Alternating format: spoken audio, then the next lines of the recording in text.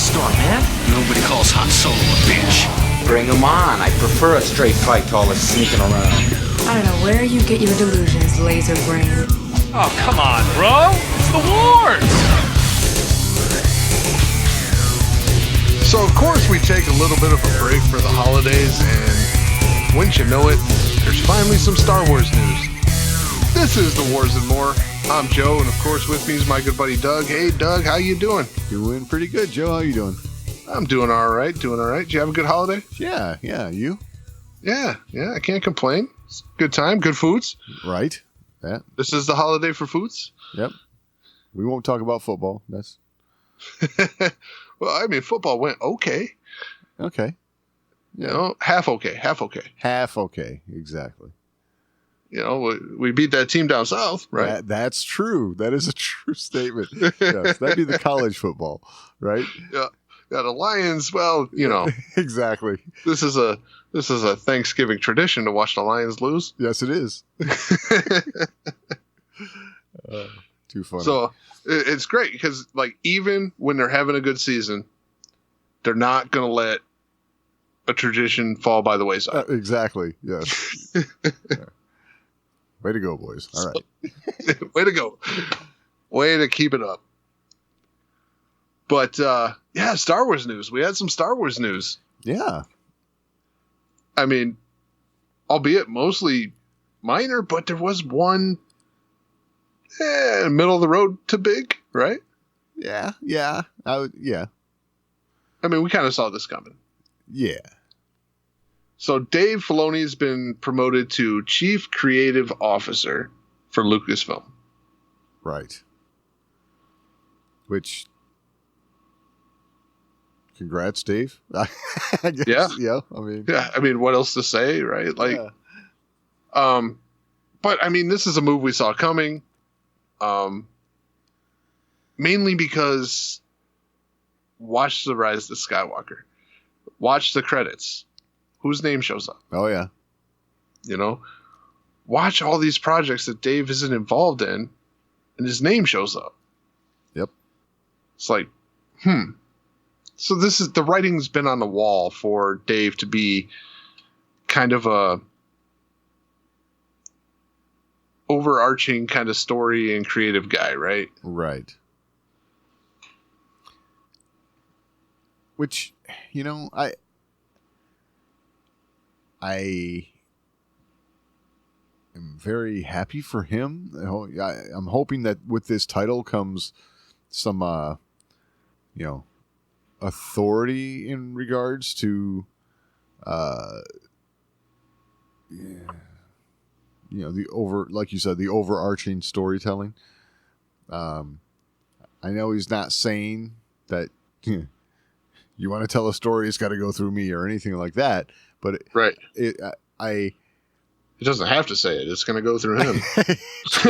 True. Yeah. But I just That's feel the best like part about being in charge. You don't have to say you're in charge. Yeah, exactly. I just feel like he is going to have what's the word? Almost like, I don't want to say the final say, but you know, he's going to be steering the ship story-wise. You know? Well, I would say this. Ever since the inception of the story group, when it comes to Star Wars and all that stuff, like, I know the story group has primarily been literature. Yep. But it has bled over into other stuff, primarily back during, like, your Rebels time period and Resistance, stuff like that. You had that bleed over. Right. The one thing that was always missing from all that is, like, a head of the table kind of voice. Yes. That's a good way to put it. Yeah, I mean, you need a head of the table. Right? Mm-hmm. You know, you need the dungeon master to help tell the story. You know? Yes, exactly. You know, everybody else is, got ideas and stuff, but you got to have someone that's guiding it along the way. Right. It's just the anecdote that comes to mind for me is that Dave loves to tell is when they're going over the stories they're going to be telling for the Clone Wars before they've started production, really, and George says, okay, Ahsoka's going to be Anakin's Padawan. And Dave looks to George and says, Anakin doesn't have a Padawan. Like, he does now. That's the sort of thing right there. It's like, we're going to do this. It's like a yes, no, yes, we're going to, Dave's got all that knowledge. You know what I mean? It's right. I mean, I like that. Like, Anakin doesn't have a Padawan. No. Anakin didn't have a Padawan. Yeah. He does now. He does now. That's right. So, make it work. Yeah. No, you need that. Exactly. You need that. You need someone who's got the singular vision of Star Wars. Yes. At front of mind. Yes. Singular vision. That is key. With multiple inputs coming from everywhere. Right. Because there's going to be good ideas in those multiple inputs. Yep. There's no doubt. George was, I guess you'd say notorious for surrounding himself with good people, Right. But he was always there looking over their shoulder, So he was always lurking, Every ship needs a captain. Right. You can't decide where to go if everybody's got a different place to go. Exactly. Someone's got to sift through the noise and find the heading. Right. So, and I think there's gonna be an understanding now, maybe moving forward. Right. Our sequel trilogy, we had some heavy hitter names come in, work on these movies without that understanding that whatever story you're going to tell, it's going to be filtered through someone like Filoni. But that's what it needed, and we didn't have it then. Right. Well, I mean, everybody loved to say that Star Wars needs a Kevin Feige. Right, yeah. It just got scary when they tried to make it Kevin Feige. Exactly. Exactly. So, yeah, okay, you're right. Star Wars needed someone like Kevin Feige. They didn't need Kevin Feige. Right. So I'm glad this got cleared up. Yeah. Yeah, me too. Me too. I think this could be good for Star Wars storytelling moving forward, and that's it's something that a lot of people have been clamoring for a long time. Yeah. Yeah, I mean, I guess this puts him one step closer to what everybody's been clamoring for him to be. Yes, that is true. I'll be honest, in my opinion, this is a better spot for him. I agree. He doesn't need to be worrying about the day in, day out runnings of the business. He needs to worry about story. Yeah. Yeah. I mean, there's a guy who's been trying to position himself to be in that higher executive role. And this is just my take on it. Right. Right. But why did his name just leave me? Jon Favreau. Thank you. Yep. Don't you hate that? I do. I had it when I was starting to talk, and then I'm talking, and I'm like, it's gone. Yeah. Where'd it go? I get it, though. I understand. But Jon Favreau has been, in my opinion, making moves to try and be in an executive type role somewhere. Right. And he seems to have, when you listen to him talk, he seems to have that, business edge to him. Yes. He's trying to prove that. Yep. I think. It's my take. So I would see him being better suited to a replacement to like Kathleen Kennedy. I'm not saying that they should replace Kathleen Kennedy. Don't mistake my words. There are those that would agree with that statement, though. I mean, just saying. Yeah. But I think Jon Favreau is kind of positioning himself more so for a role like that than Dave Filoni has been. I could totally see that. I think Dave Filoni's trying to still be in the story.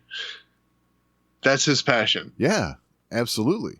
His passion isn't the day-to-day, the finance, all that crap. He wants to be making content. Absolutely. I mean, Dave likes to be the hands-on guy. During the Clone Wars, he was the one making trips over to, where was it, Singapore? Where they were doing the animation? Yep. And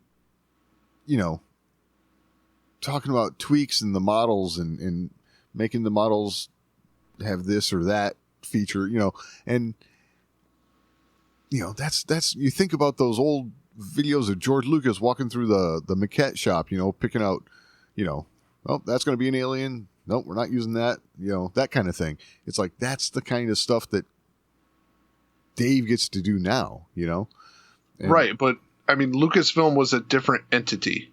Yeah. When George was there. Oh, absolutely. George was the big poobah, right? Like, oh, sure. But he was still there in the day-to-day with his hands on, like, yep, telling the stories. Right. Lucasfilm was George. Like, he didn't step away because, it got big. It was still his stuff. And had Lucasfilm remained that way, I could see Dave aspiring to a George-like position in that when George decided to step away. But right. No, Disney came in. Right. And now this becomes a whole different animal. Yes. A completely different animal. Yeah. And honestly, like, this position, this is actually kind of higher than I ever expected Dave to aspire. Yeah, but I think there's one word in that title. I mean, creative. Creative, absolutely. Yep. That's the thing. So that makes sense to me. Because, like, shit, man, I've been there. I've seen this guy talk in person about Star Wars. Right. And, man, there's a passion from this guy about the creative edge of Star Wars and making these stories and telling these stories and then seeing the results from telling these stories. Like, this guy isn't a financial executive, right? Exactly. And who knows? Maybe one day he'd want to be, but I think it'd be stupid to let him get away from this stuff. Like, right. Because his passion is here. This is where he needs to be. Yes, for sure. So, all right. Keeping with Dave for a moment. I got to say, this is one of those moments where the headlines just, man, they just piss me off. Oh, okay. Because you look everywhere and it's like Dave Filoni finally addresses Ray Stevenson and stuff like that, right? Ah, yeah. Yeah. So, yeah, he talked about it. Right? He talked about the void that's there.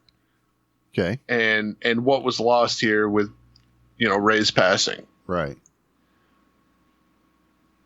But these headlines make you think that he says what they're going to do about it. And man, it's just not the case. Oh, okay. It's just not. I mean, let me ask you this. Does this sound like they know what they're going to do about it? So Dave says, we're in a wait and see pattern at this point. But I'm glad the conversation is about Ray and how great he was. I used to have many debates with him and say, Ray, you're the villain here. And he'd be like, I don't think so. I was like, I know you don't think so, but you are. I love that you're playing it like you're not, which is exactly the way Balin thinks. Does that sound like they got a solution? No, you know what that A phrase that I've heard Dave use before popped into my head as I'm listening to that. Always in motion, the future is. Yeah. That's like they're not quite sure how this is going to go yet. They're figuring it out. That's what it sounds like to me. Well, I mean, but he's putting out there like almost, oh man. Oh, we've talked about what they might do, you and I, right? Like recast, right? That's an option. The most logical one, in my opinion. I agree, because I do believe there's more story to be told here, and I think Dave wants to tell it. So, in lieu I'll say this, and this is not a knock at Ray Stevenson by any means, but I was up for recasting Carrie Fisher. Sure. So if I'm good with that. Oh, yeah, totally. I'm good with this. And like I said, this is not a knock. This guy was fantastic. But this is unbelievably not what I expected when, they announced this series. Right. I didn't realize how much of a gem we were missing in Star Wars with Ray Stevenson. And it's absolutely terrible that we lost him. It's... Sure. But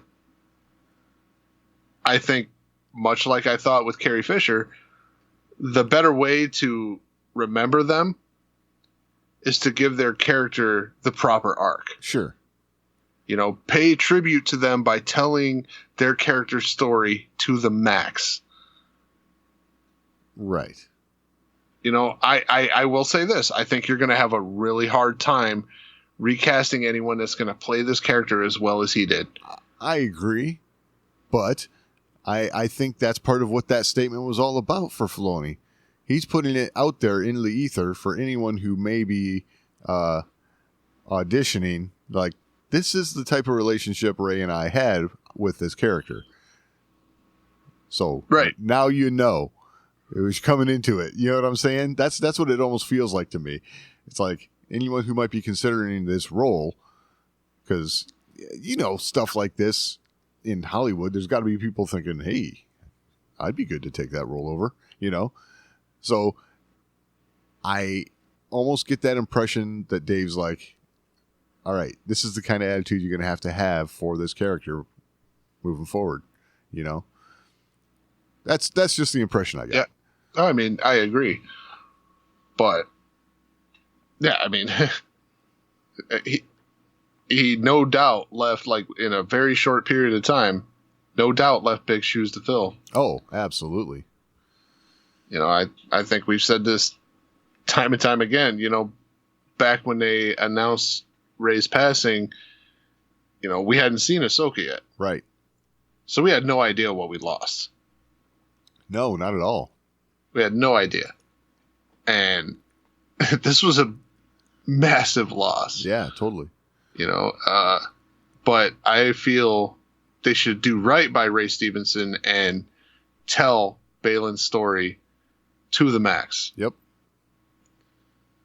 Don't just write him out. Don't do some stupid lightsaber passing shit. Right. Right. Where him and Shin are just passing a lightsaber back and forth. Oh, it's your turn. No, it's your turn. No, it's your turn. Yeah. I felt, watching The Rise of Skywalker, I thought that was an insult. Yeah? Yeah. Wow. Like this is Leia's impact? They're going to have a conversation and pass a lightsaber back and forth? Okay, I got you. Yeah. That's just dumb. Yeah. You're better off recasting Leia, telling a great story, and paying tribute to Carrie Fisher by making her character still badass. Right. So, that's my take. I like it. And stop writing stupid headlines. Yeah. Stop making me think I'm going to get some real information. I love it. You know, some of us actually read the article. True. Not everyone does, but it is true. Some of us do. Yeah. So. All right. What else we got here? Oh, here's a little one shot, not Star Wars, but so Indiana Jones and the Dial of Destiny is now streaming on Disney Plus. Oh, right. Yes. So if you're like me and haven't seen it yet, Or me. now's the time to check it out. Yeah. As long as you kept your Disney Plus membership and weren't one of those that canceled. Right. Why would you do that? Well, I mean, right now it almost seems like a good idea. Uh-huh. You know, to cancel and wait and see how they're going to bundle this with Hulu Oh, okay. I got you. instead of paying for both like I am right now. Oh. Gotcha. I really should get the bundle because it would make more sense. But I had Hulu and Disney Plus before the bundle, so. Right. And I'm lazy. Yep. It's just so much work to like cancel one or cancel the other and then go back in and do the bundle. Like it's just, pain in the butt. Especially when I'm getting them through different sources. Like, you know, one's through like my wireless plan and one's through this. Oh, yeah. Yeah, that's always the gotchas that get you with. It's, So dumb. Streaming's getting out of hand. it is way out of hand. So everybody's got one now. New stuff comes out. Oh, if you want to see it, it's only on Paramount Plus. It's like, God damn it. Yep, exactly. Or it's only on Peacock. Right. Really? Who's got Peacock? That's funny. And I'm not just talking free Peacock, because I got that. Right. But paid Peacock, who's all got that? I'm sure not a lot of hands are going up. Yeah. They really got me when they put one of my Michigan football games on there. I'm like, are you kidding me? Yeah. That one's a little rough. Yeah. And it's like, it's the season opener against a tune-up team. I'm like, I ain't giving you $5 for that. Are you kidding me? Right. Like, I was going to tune in to watch them win 52-0, but like, I'm not going to give you $5 to see it. Oh, that's too funny. It's like, that's not worth it to me. So. Yeah. All right. Daisy Ridley. Yeah. Once again, here we got a headline. Headlines. Yep. I was just thinking the same thing. Okay. Here we got a headline that you didn't have to read further from that. Okay, so Daisy Ridley, on her new Star Wars film, it's not what I expected. Cool. You read the article. Turns out, yeah, it wasn't what she expected. Right. That's it. Oh, no, to be fair, she says, I was so nervous. Oh, my God. It was such a wonderful reception. I'm very excited. The story is really cool.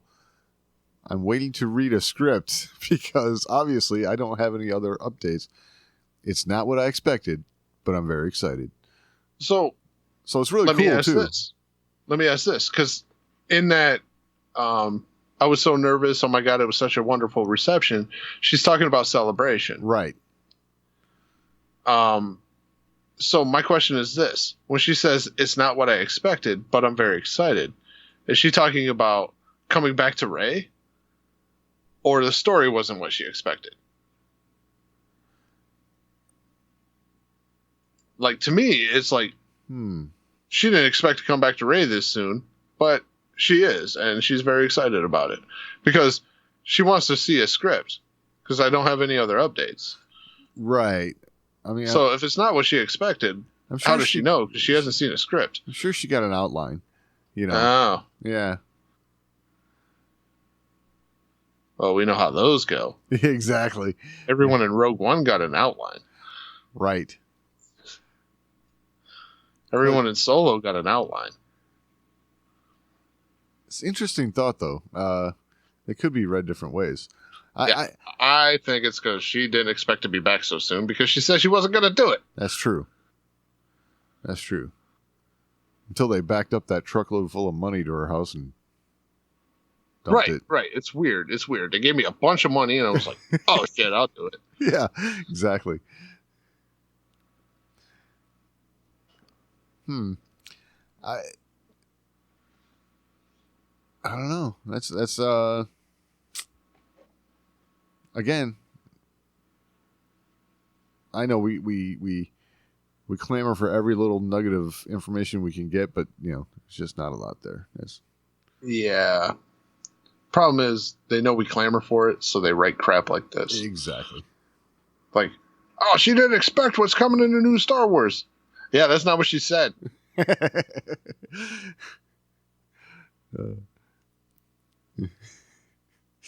didn't expect I'd be doing this again. Yeah.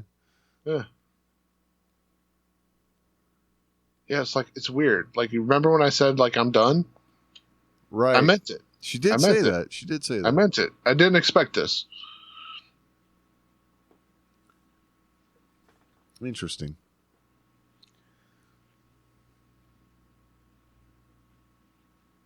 I mean, I would say this. Don't expect it to get released. I mean, just saying. True. The track record lately? Yeah. Especially since you haven't seen a script. Right. I mean, who's writing it? Who was writing that? I forget. They did announce somebody, but I forget who. All right, let's do a quick little search here. Because that would be some interesting, maybe telling information.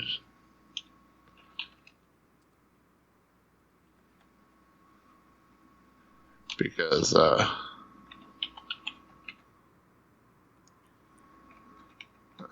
who's writing it?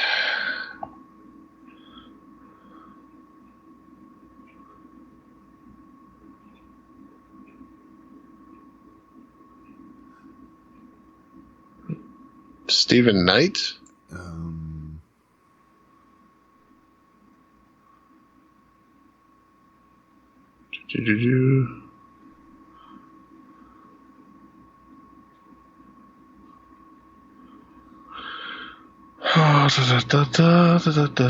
Stephen Knight? Not seeing Stephen Knight.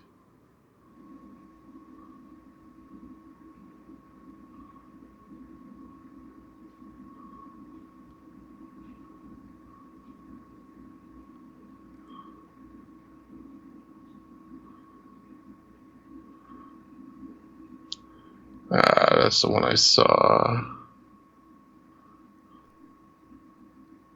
That's writing? Yes. Okay. Oh, it's way too early for a director.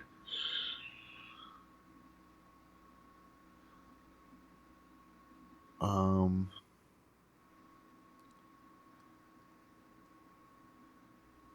think we know so far. Let's see.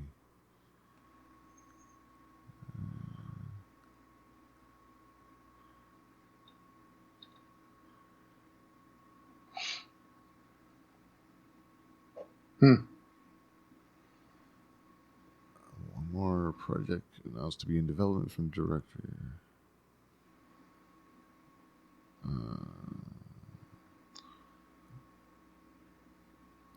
Charmin Obaid Chinoy.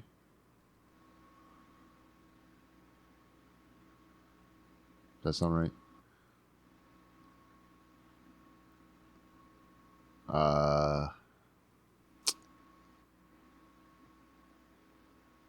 Let's see. She and the rest of the directing crew brought out a special guest to debut the project.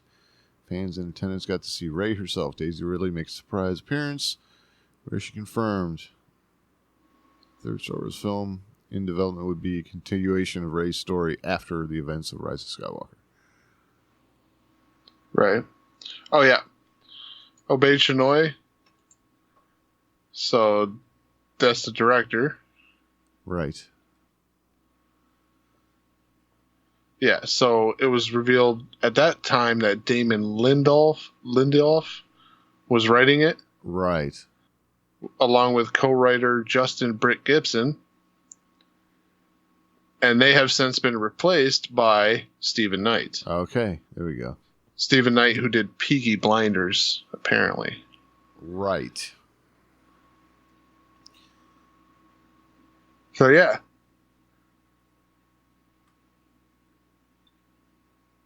Interesting. Okay, so Already in turmoil. Look at that. already in turmoil. I like that. Yeah. Yeah. Though I will say, I have seen, I don't know, a handful of episodes of Peaky Blinders, and I like it. Yeah, I have some friends that rave about that show. So Yes. As we know, Hunter loves that show. We just haven't gotten ourselves back around to finishing the series or anything. So, but yes, what I've seen so far of that show, it's really good. So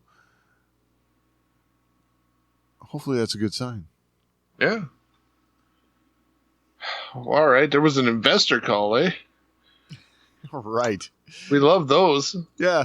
There's always little nuggets. I mean, there's really one point to get out of this that was of any real significance, but and that would be Bob Iger acknowledged his company has focused too much on movie messaging and not enough on quality storytelling. That sums it up. That's So, okay. Let me get this straight. So Bob Iger says they've been too worried about their messaging Yes. and not about telling stories. Right. Is this why Elon Musk called him out? That had to do with them pulling advertising from X. Yeah. But I mean, I think all these So things. he's not saying let's stop worrying about messaging. We just need to not worry about it as much. Right. When everybody else is getting pissed, we should get pissed too. That's the funny thing, isn't it? I mean, I like what you did here, because this kind of that move by Disney flies in the face of what's being said here, isn't it? Yes. And this is not an endorsement of anything Elon Musk has done on X. Let's make that clear. For sure. We're just observing what has gone down. Yes. Yes. This weaponization of advertising, right? Uh-huh. It's just something to be pointed out. Every time you don't agree, it's we got to get away from a whole platform because so-and-so did this. Right. Do you though? Exactly. Do you though? Because are you gonna so here's my thought is the amount of loss you're going to take because people see your ad show up next to something, does that offset the number of people that would come see your movie because they saw that ad? Let's look at the losses Disney's taken over the years. Let's just the last couple years, right? Yeah. And they'll point to it's because it wasn't promoted well enough. Well, is that because you're pulling advertising from everywhere because you don't want it to show up at some place? So you're I don't want to put ads in front of these people's faces because I might get shown next to some asshole. Yeah. Exactly. That kind of stuff. I mean, you bring up really good points here, because we highlighted, I think it was last episode, just how much of a hit Marvel's took at the box office, right? And it's I guess this latest movie, Wish, did not do so hot either. And well, it seems like they just don't want to advertise anywhere but TV, and no one's watching that. All right? There's that too. I mean, it's so This is why they want ads on Disney Plus, because they can't run their ads anywhere else because they're scared it's going to show up next to someone that they don't like. Because let me put it this way. If you are scared that your ad is going to show up next to someone who's, not favorable to your opinion, you just can't advertise anywhere. Right. Because that's just the world. All right. This is a complaint we as Star Wars fans have had for a while now, right? It's the, I'm a Star Wars fan. Give me enough credit to understand what I'm looking at here, right? Mm-hmm. That's where we're at. I mean, it's been almost, I don't know, Star Wars filmmaking as of late, right? It's like, okay, here's the spot where we got to say, I've got a bad feeling about this, that sort of thing. Right. And it's like, okay, we get it. There's all that, right? But with the advertising, it's like the advertising for stuff that's supposed to be a blockbuster like Star Wars needs to be everywhere. It needs to be in the places that you don't agree with, every bit as much as the places you do agree with, because Star Wars appeals to everybody. That's the key takeaway, in my opinion. Yeah. I mean, and let me put it this way. Like, I can get on Facebook, right? And I could see an ad on Facebook for some Disney project and scroll down a little bit and see something that Disney would see as unfavorable. Yeah. And I could screenshot that and I could, post it or whatever. Right. But I don't. Why would you? But I don't, because I scrolled past the thing that I was like, whatever. Exactly. So, like, if you're worried about that, you just shouldn't advertise on social media, because I hate to break it to you, even if it wasn't Elon Musk doing it, your ad was showing up next to something that was potentially unsavory. Right. Because that's just the nature of social media. Exactly. Social media is not this, like, wholesome place that people think it is. All right? Like, yeah. Just because the people in charge aren't doing it doesn't mean it's not happening. Right. That's funny. Social media is a wholesome place. No, it's a cesspool. Exactly. All right? It's a cesspool, just like the forums back in the day. Yes. That's hilarious. Being where we are, Doug, right? We remember forums. Oh, sure. They were a cesspool. Yes. All right? Absolutely. And you know what? Nothing's changed. With social media, nothing's changed. Like, you can listen to all the media hype and BS around, like, oh, they don't want to do that because Alex Jones is there or this guy's there. Right. Like, look, if it's not that guy, it's just some rando on your friends list, or like just some rando that got retweeted by someone on your friends list. Like, it's just the way it is. Yep. It's always going to be that way. Or because you read some article on Google News, and now Twitter, since it's sniffing everything out on your phone, says, oh, this is what you like. Right.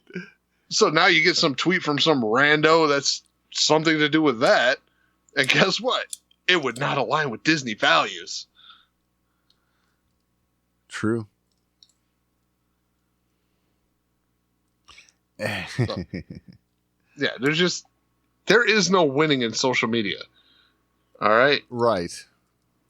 Except for if you just advertise and get the people you would have got by advertising there and ignoring the noise. Because, look, your ads are going to show up next to some crap. It's just the way it is. Yep. If you don't want your ads showing up next to something bad, just don't advertise. All right? Right. That's the way of the world. That's the way of the world.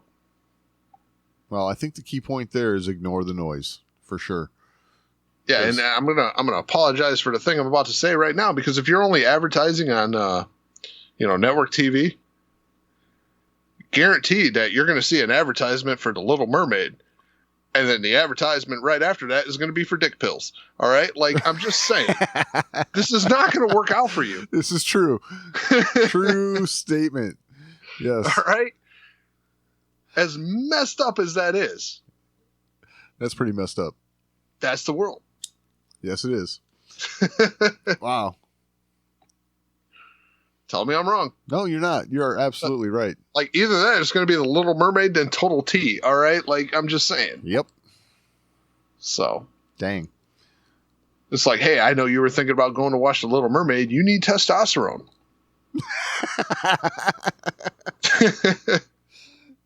Yes. Oh. Dang. There's so much bad in that, Joe. That's I mean, but am I wrong? This is you're not. You're TV. not wrong. I mean, TV ain't any better. No. That's funny. You know, and if it's not that, like, the next thing is emphysema. You know, like, it's, Right?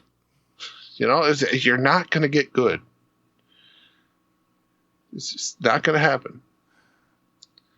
That's funny. Because there are a lot of people, I got to say, you know, going back to the investor call thing, who probably like hearing Bob Iger say, creators lost sight of what their number one objective needed to be. We have to entertain first. It's not about messages, right? So people probably like hearing that, but then seeing this whole advertising fiasco go down,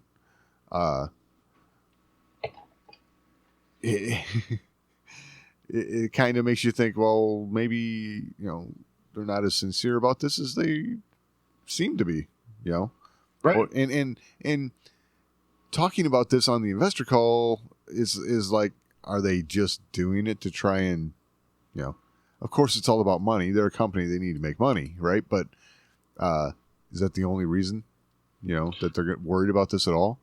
And well, if it is, I mean, then you wouldn't separate the movie making from the messaging elsewhere. right. Right? Because if you think the messaging in the movie has a negative impact, trust me, when people see the messaging elsewhere, like in the mainstream media or wherever, they're going to remember that when they're thinking about going to see that film. Right. Okay? And they're just going to assume that it's going to leak into the film. So, True. like, do you really want your ad for Disney to follow up the news report that Disney just pulled its advertising because Elon Musk was an asshole today? Yeah. Like, I mean, just think about that. No, it's a good thought. I mean, Like, you pay for an ad space. You have no idea what's going to come before it. right. You just don't. Unless it's a Super Bowl. But then again, you don't know which ad's coming before you. True. It's funny.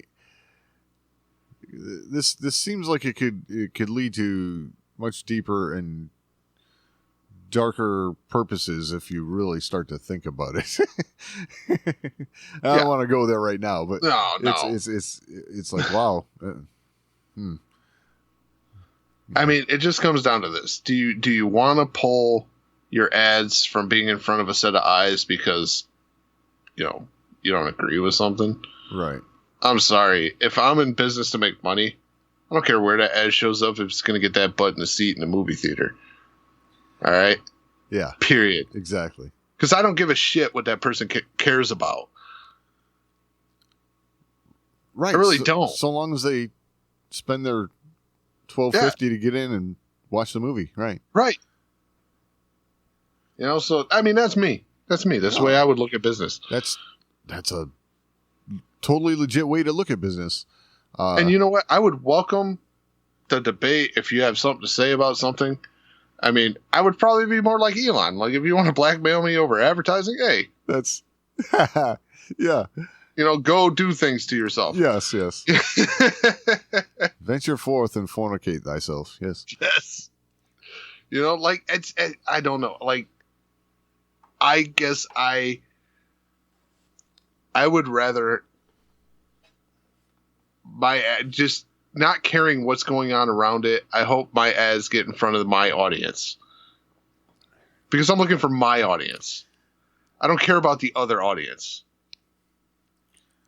Do you think this is the realization of all these companies that do advertise, like they're coming to realize that they are not getting what they were promised way back in the 90s of what the internet could do for advertising.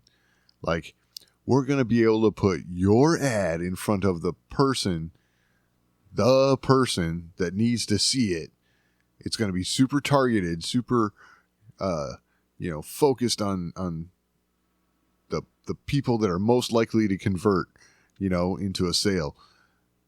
Is this the realization that doesn't work, and now they're a little salty about it? Well, if that's the case, they've never used Amazon. Right. All right. So if they believe in that mystical fairy tale, they've never used Amazon. Exactly. Right? Because when you buy something, you proceed to get ads for the shit you just bought. That is true. So true. This is not some magical world where your ad is going to magically show up in front of the person that needs it. There is nothing about the internet that is reading your mind. Right. All right. It's advertising you based on something you searched for or bought. Right. Period. Exactly. So that person was already seeking it out. Yep. And most likely, if a Disney ad shows up in front of someone on Twitter, they have sought out Disney in one way, shape, or form. Right.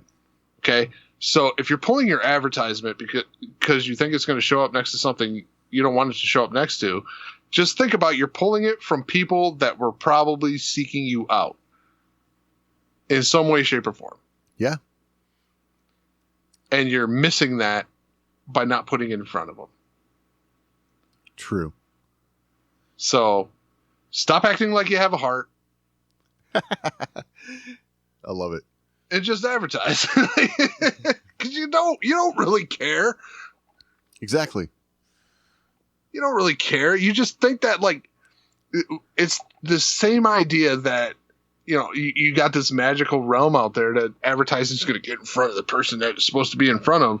You believe the people when they say, well, I'm not going to come see it if the ads show up on Twitter or X. Right? Right. Exactly. Bull crap. If they weren't going if they're not going to come because of that, they're not going to come anyway. All right? They weren't coming. Thank you. That is all right? That is true. That is the absolute truth right there. And that's what they need to understand and realize. Even though those people can be loud online, doesn't mean they were ever going to spend money with you. Right. So, yeah, I don't get it. Don't get it. All I got to say is, hi, Bob. Right. All right. Follow the House of Usher. It's that time. Once upon a midnight dreary, as I pondered weak and weary, there came a knocking at my back porch. He ain't very original, is he? So, this is what, our 4th episode, right? Yeah, I think so, yeah. Yeah, so the 4th episode, this is the Black Cat. Right. Which, we had some thoughts on the Black Cat, right? This is, like, predictions. Oh, yeah, I pretty much called this one, didn't I? Yes, you did. I mean, you throw a guy with a drug problem in front of me and say, oh, it's going to be about a black cat. It's like, oh, this guy's going to see an imaginary black cat because he's tripping balls. Right? I think my exact words is there's going to be some Pet Cemetery type stuff going on. Yep. And this guy's going to die of a drug overdose. Half right. And it's pretty close. I mean, it's pretty close. It was pretty close. There were definitely the drugs involved. Yes. And sure. There was definitely some Pet Cemetery level stuff going on. Right. Yeah. But I mean, I guess enough about what we predicted. Everything else. This overarching story and the way they're weaving this stuff in is continuing to be fantastic. I like this. You know, you got X number of family members, and each week it's covering a different one. Right. And slowly weaving you into the next one because, dude, I am looking forward to next week's. Yeah. It took everything. I mean, so I'm not like super well versed in Edgar Allan Poe, right? Right. I'm But with you. when you get to the end of this episode and you see play next episode and it's the Telltale Heart. Yeah, I know. It's like, okay, that's one I know. Yep. And it took every bit of my being not to press play. Right. Because we're trying to do this 1 week at a time and not bleed over. But I know that story, and I'm like super looking forward to that one. Yeah. And we got a bunch of teasers into that one. This Verna character is so cool. Oh man, I gotta say, she's like, how do I put this? I don't know. She is like, okay, we've determined already, right? The Raven, okay, and I want there to be this big reveal somehow, some way. You know what I'm saying? Of who she is and what her motivations are, and you know, she's got this beef against this family, or is it just, you know, well, a manifestation of fate, or what? You know, I got some thoughts. Okay. But I don't want to go there yet. Okay. Just because I've been, you know, going through the works of Edgar Allan Poe. Yeah. And I've run across a couple things so far that could explain her. Okay. But I'm not sure yet. Like it's very, very questionable to me. Right. But I have a feeling when this is all said and done, there is going to be an explanation for who she is, why she's there, and it connecting to old Edgar Allan Poe stories. Nice. I will just say, like, generically, she is this very cool, like, almost like angel of death, right? Yeah. Yeah, I have a feeling there's going to be something there, and this is going to be something that we will probably touch on in our wrap up. Okay. But yeah, So, it's just what's making me, you know, express this desire for, you know, learning who she is and what her motivations are is, you know, there's this whole sequence that goes down in this episode where, you know, Pym figures out that she's, you know, the security guard for, which I love. Yes. That And- whole sequence. Enhance. That's not really a thing. That was beautiful. We can enlarge it. I don't know. I can zoom in. Yeah. But so Or even the audio. That's not really a thing with security cameras. right. Like, I really love that sequence. And, dude, I got to say, Mark Hamill, Yes. Playing that role. top notch. Yes, absolutely. But so he does get a better picture, and the way he puts the text is enhanced, ring any bells, and then there's just this look on Roderick's face. It's like, I've seen this person before. At the bar on New Year's Eve. Yeah, same with the sister though, and then she tells the driver to pull up to some building, like in a really rundown area of town, and she's I'm assuming looking. that's the bar. Okay, she's looking at this raven painted on the building, and all of a sudden a raven shows up. So it's like, wow, okay, a lot of symbolism going on here with this. This is, and are they starting to catch on to what's going on? You know? Oh, I think so. And so It's a total deal with the devil kind of thing. right. Yes. Cool. I'm liking it then. Yeah, dude, I'm digging the crap out of this show. Oh man, and like the way they are portraying Roger, like, so the first thing I did was I visited the Fall of the House of Usher. This is going to be a overarching theme every week, I think, at this point. Right. But listening to that story and then watching the first episode, it's like, I don't know what's going on. Right. Like, this doesn't make a ton of sense. You know, they call the first episode of Midnight Dreary. The show's Fall of the House of Usher. But their mom comes back. Like, this doesn't vibe with the story of the Fall of the House of Usher. Right. You know, in the Fall of the House of Usher, it was Madeline that all this is happening with. Right. And now, as this goes on, week after week, oh, that's just Madeline down there. Yep. What? Yep. Now you're like, what? Yeah. Is she in the crypt below your house? Like, Uh-huh. And now he's talking with this other guy in this room. He's going mad. Like, they're hitting all the notes of the story of the Fall of the House of Usher. Yes.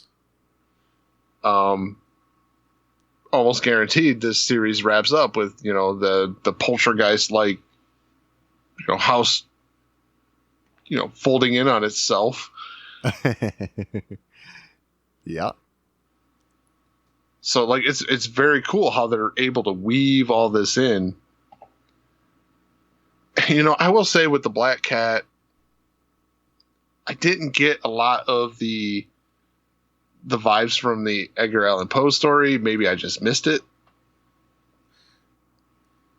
There was, you know, there was little things, right? Like Little things. The cats in the walls, right? As far as Right. You know, again, I was reminded of the the wine story. I forget Edgar Allan Poe's. Oh, yeah. Casco, whatever. Right. And, you know, dude gets bricked up into the wall. So here we have Leo tearing down the drywall and, you know, and I also liken that to almost a prelude to a Telltale Heart in a way, right? Right. Because it's the walls, it's not on the floor or whatever, but it's, you know, it's in the building, you know. I would agree with that. Like, this story echoed the Telltale Heart more than the Black Cat. Right. Mainly because, well, he killed the cat. He's guilty about it, tries to cover it up. Right. And then he's bashing the walls out because his cat's driving him mad that no one else can see. Exactly. No one else can hear. Yes. So, yeah, it's Telltale Heart all the way. Yes. You know, so... yeah, it's cool. It's cool. I like I said, I'm probably missing some similarities there in the story, but right. In the other one, in forgive me if I'm misinterpreting this, but in the Black Cat, the Poe story, the Black Cat was more of like an omen.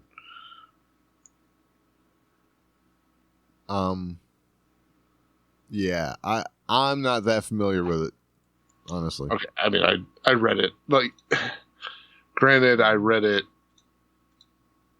long before I watched the show. Right. Because we took our break.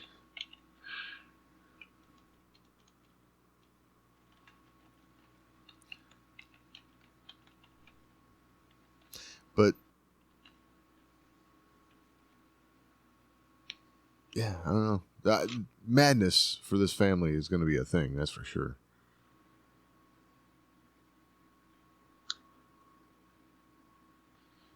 Which you can see that starting to happen in Frederick now too. Because this whole deal with the phone is driving him nuts, because he's wondering, why did his wife have a second phone, right? Why was she at his brother's club that night when acid rain came down and all? So madness is starting to creep into him too. Right.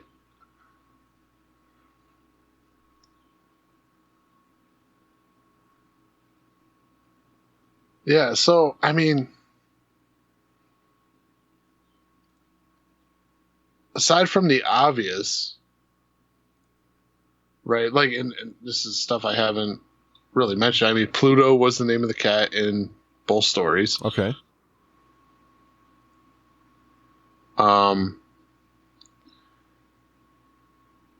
It mentions him gouging out the cat's eyes. Okay. So that's another Pretty right on the nose. pretty right on the nose. Although I will say, like, I just pulled up this synopsis just to kind of refresh myself here. Yeah.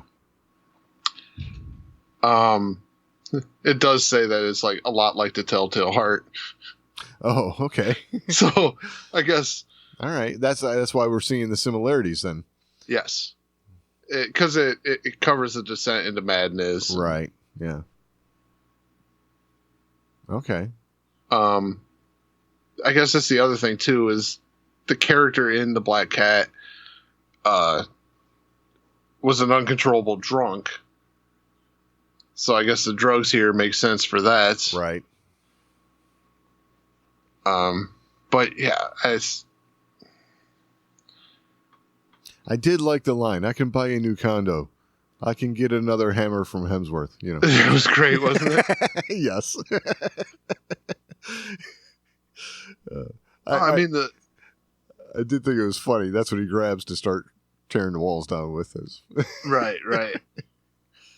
I mean, I dug that, like, he goes to this shelter to get another cat, and he finds another one that looks just like Pluto. Right. Like, it's identical. Identical. So, and of course, who's giving him the cat? Verna. So, like, it's funny too, because, like, I mentioned the, like, angel of death thing. Yep. It's great for us because we're like, oh, you're gonna die. She's talking to you now. Right. Exactly. That's pretty much what you can take from that. I mean, that's just Right. And we're seeing that for next episode already. Oh, and this one has been 2 episodes in the making. Yes.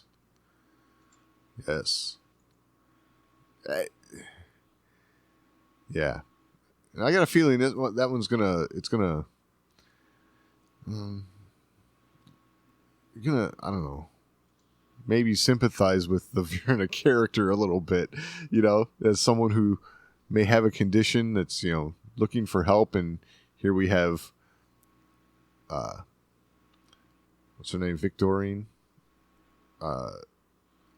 Just gonna try and experiment on her. It's like, Right. Ouch. Holy shit. Uh-oh. I gotta look at something real quick. Okay.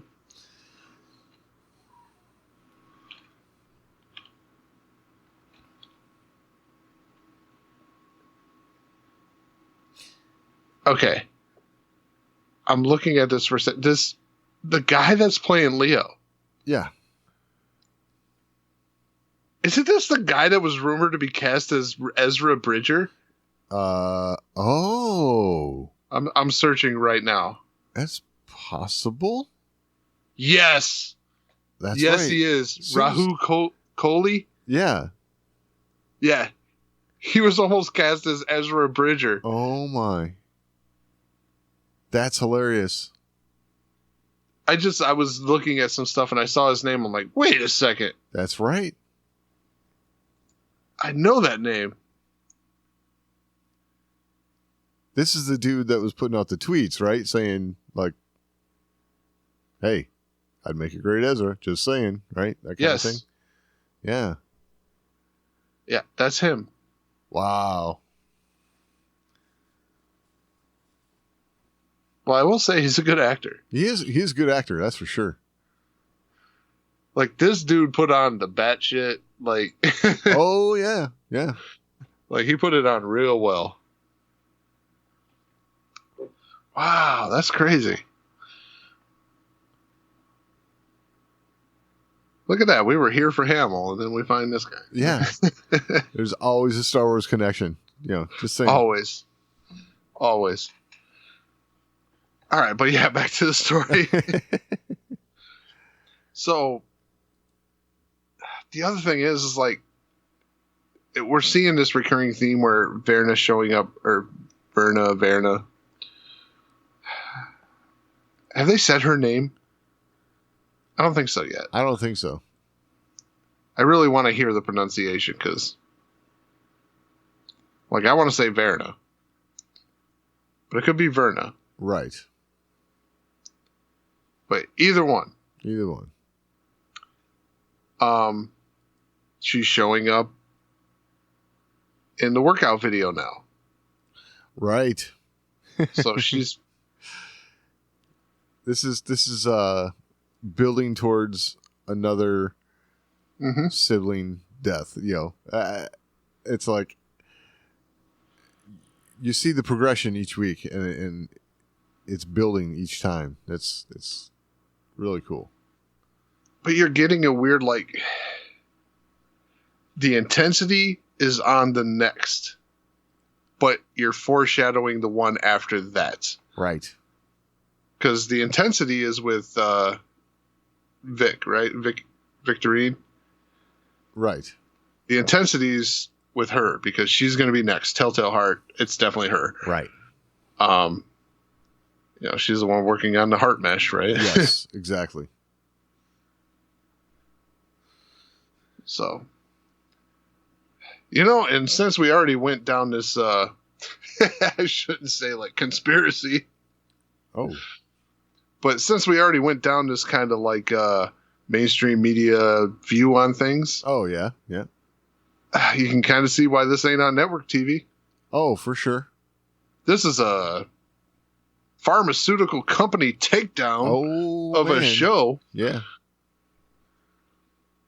Can't put that on network TV. Again. That might affect advertising. True. I said that being an ass. Yeah, but hey, you know. I agree with everything you say there. I would just say, though, that this is, in my opinion, and I would say only because they deserve it, piling on, again, to the Sackler family, right? Because of Oxy and all that stuff. But it's pretty clear that that's the case. But right, but done in a clever way, for sure. Yeah, I agree it's piling on for Oxy, but at the same time, you got these other things that are separate from that. And they're like, look, they're trying to force feed human trials. They're trying to... Oh, yeah, totally. You know, they're doing things like buying up a bunch of habitat land for chimpanzees so they can test on them. Yep. You know, like, oh, we're going to test on these ones, but look at all the good we're doing for other chimpanzees. Right. You know, so like, It is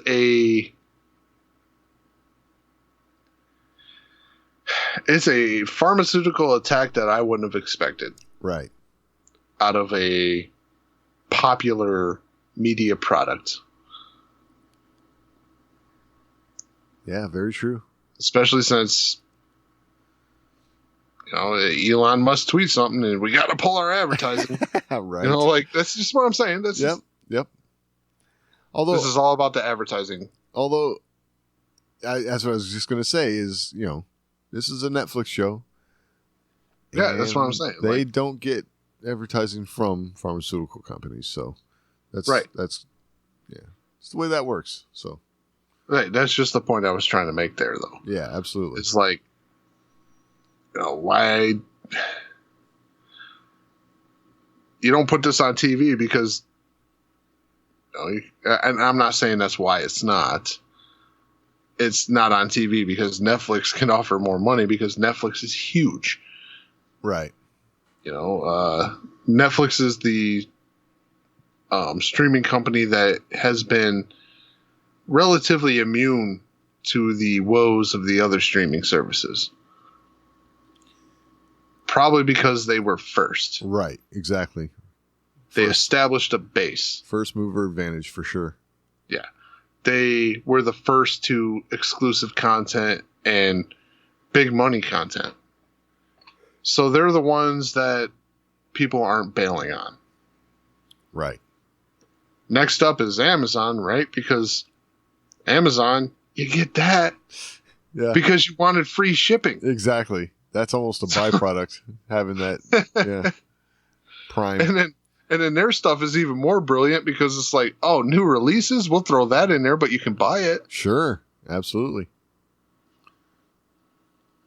Because I was actually on Amazon Prime today for the streaming service, and I saw Oppenheimer on there. I was like, ooh, I can watch Oppenheimer, $19.99. No, I can't. Right. Exactly. Oh, I still might do it, but I really want to see that movie. Yeah, so do I. After what everyone was saying, I was like, I could spend $20. And it's Amazon, so it's mine forever. Well, at least as long as Amazon's around. Right, right. So, yeah, there's that. But, yeah. Back to the show. Show's still kicking ass. Heck yeah. It's really good. Next week, like I said, is the one I'm looking forward to most of the ones we've seen so far. The next couple titles, really. I mean, you got Telltale Heart. We're going to close out with The Raven. Right. These are the ones where I'm like, okay, I know these like the back of my hand. Yeah. Exactly. These other ones I'm trying to read along the way and catch up and be familiar. But because I think the one after Telltale Heart is what, Goldbug? Is that what it is? Yeah, and I have no idea. Yeah, I'm not sure. I'll be reading that beforehand, but right. I have no idea. And I'm still trying to get through the Arthur Pym stories. Oh, yeah. But there's a lot of those. And I'm pretty sure that's going to be the one that's going to bring a lot of this, like, the remainder of this connective tissue together. Just a hunch. Right. Well, it kind of makes sense. I mean, you bring in Mark Hamill to play this guy. Yeah. It's probably because he's important. So. Well, I got a feeling.